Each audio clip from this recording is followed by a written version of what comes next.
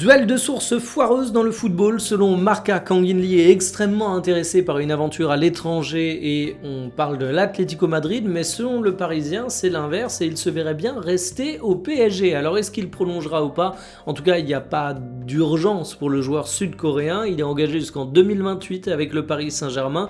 Je rappelle qu'il avait été recruté en 2023 pour 22 millions d'euros. Il est aujourd'hui estimé à 25 millions d'euros. C'est un très bon recrutement avec le recul. C'est un joueur qui a trouvé sa place dans l'effectif parisien. Depuis qu'il est arrivé à Paris, il joue beaucoup et même cette saison, c'est assez intéressant. Il y a sa récente blessure, mais en dehors de ça, il passe plus de temps sur le terrain que sur le banc. Sa polyvalence est appréciée par Luis Enrique et son rendement est bon.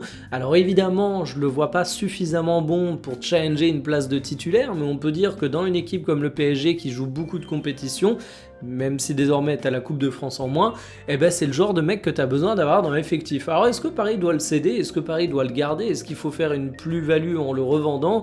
Il y a un sujet qui est central pour moi, c'est le salaire de Kang In Lee. Quand on regarde la grille salariale du Paris Saint-Germain, eh ben il démarche quand même relativement haut. Le sud-coréen, il est à un salaire de 7,27 millions d'euros. D'ailleurs, je suis persuadé que les rumeurs qu'il envoie à l'Atlético Madrid ne donneront pas lieu à un salaire augmenté. Je vois pas l'Atlético offrir 10 millions d'euros à Kang In Lee, et pour moi le sujet il est là.